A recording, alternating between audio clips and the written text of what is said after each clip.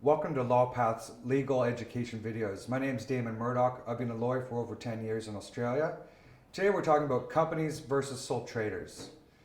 In 1896 there was a case called Solomon v. Solomon. This was a case from the UK that it distinguished between the difference between a company and an individual. And it also set the rules for the fact that a company is a separate legal entity. That means that an individual, generally speaking, cannot be liable for actions of a company. Of course, there are different scenarios where you can be liable. There's a case called Smith, Stone and Knight, another one from the UK, from 1939, I believe. And in that case, it says you can lift the corporate veil.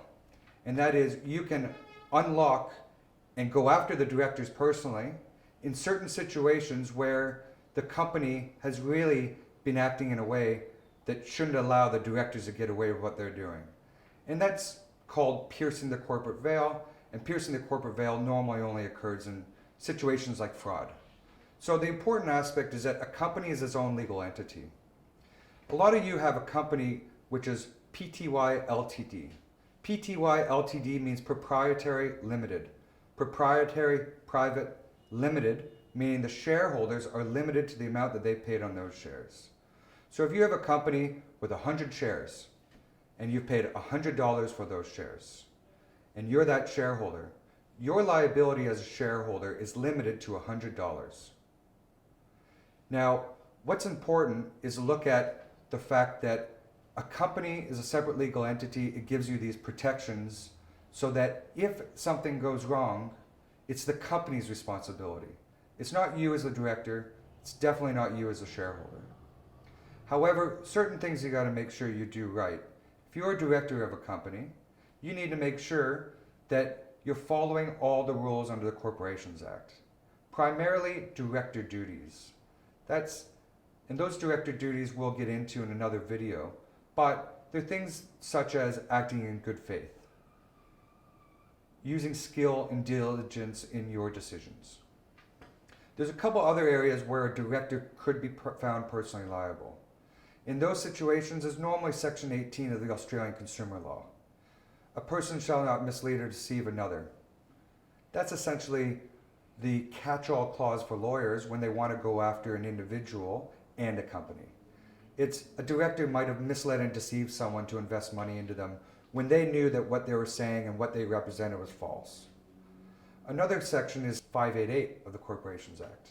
588 of the Corporations Act is a situation where a director or a company is trading insolvent.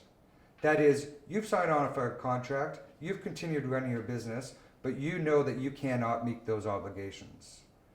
I talk about this a little bit in loan agreements in another video that we have. But the main thing is that if you're going to sign off on a contract, you have to have a reasonable basis to make sure that that company is able to meet those commitments. And if not, and you continue to trade that company while it cannot meet its debts as they come due, the company is insolvent and a director can be personally liable. And also, a director can also be personally liable in situations where it's an uncommercial transaction.